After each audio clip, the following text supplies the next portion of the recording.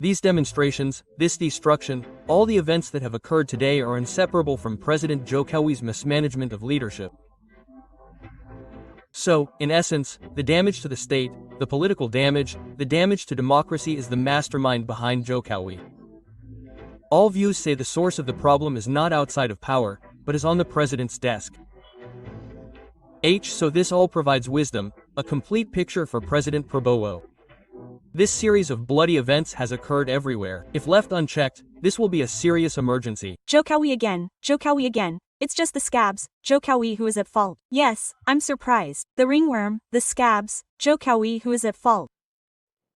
Well, I want to tell you this, Mr. Faisal, Haris. Jokowi is great to me. He is a very great president. How can a civilian president, a civilian, be president of the Republic of Indonesia for 2 terms? That's extraordinary. It's unprecedented in Indonesia.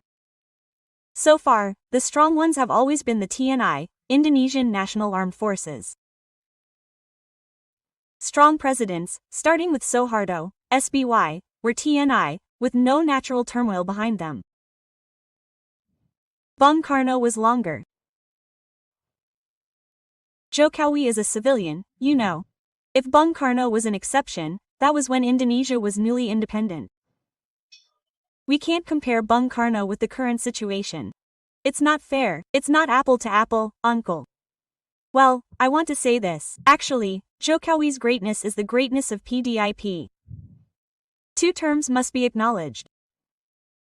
Civilians were able to control what is called this country. Those 2 terms are extraordinary.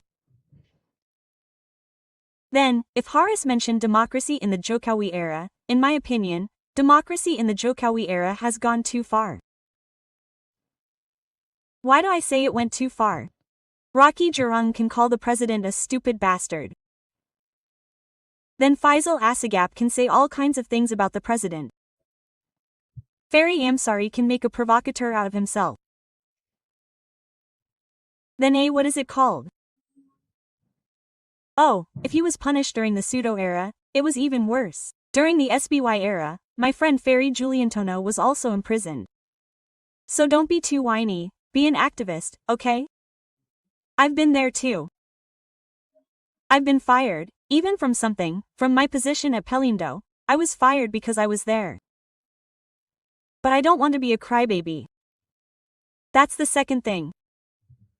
Wait a minute, be patient, just be patient. You talk, I'll pay attention, I'll be quiet, okay?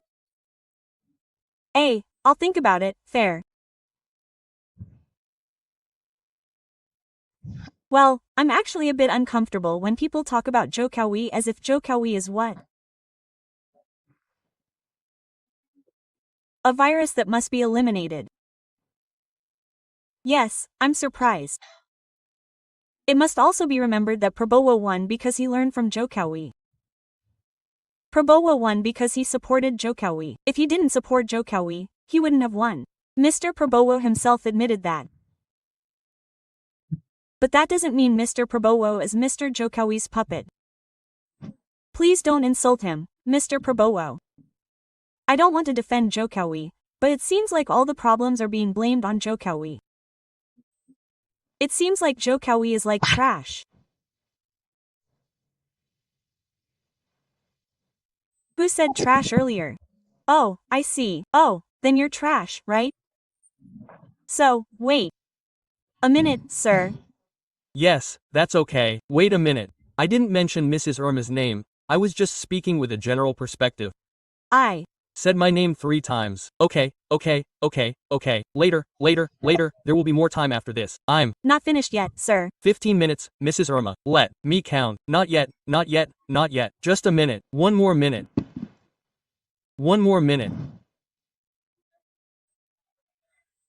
I want to convey to all of us that I think President Prabowo Gibran's 100 days have been quite good, quite constructive. If there are still shortcomings, that's normal. We'll see, we'll monitor it together. Because the budget was only released in mid-January and it hasn't all been disbursed yet, right? Because all work programs, policies, and so on will never run without a budget. Well, maybe that's all from me. Hopefully, what we've conveyed is beneficial for the Indonesian people, and for the government to also act as a check on all of us. Thank you. I close with God willing. May He grant us peace and blessings. Peace be upon you. Mr. K, may I have a moment to respond because the two speakers, Bang Andy and Bang Irma, are focusing on me for a while. Yes, you may. Excuse me, just a short permission. So, there are two important points that I emphasize as an objective message.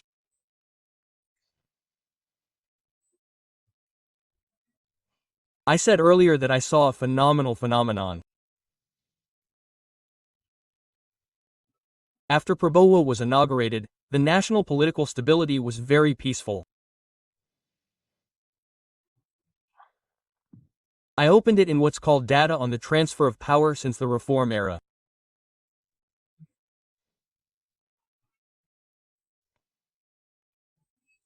So I want to say it's irrelevant that Jokowi's supporters smuggled in surveys claiming 80% of the people were satisfied from the moment he was declared elected and that to this day, the people are very happy with Prabowo.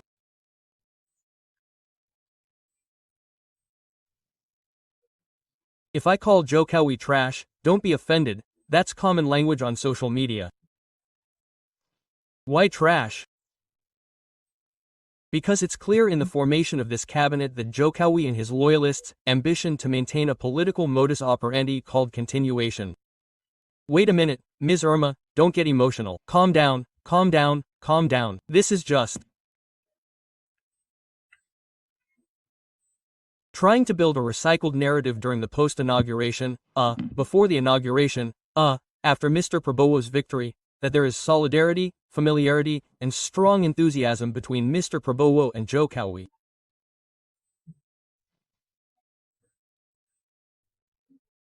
Meanwhile, public common sense, in discussions across social media channels, sees that there is indeed trash in Prabowo's cabinet.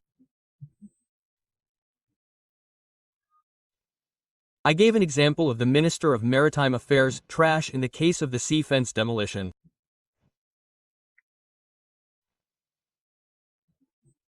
People concluded that the resistance barrier facing Prabowo was Jokowi's para-loyalists.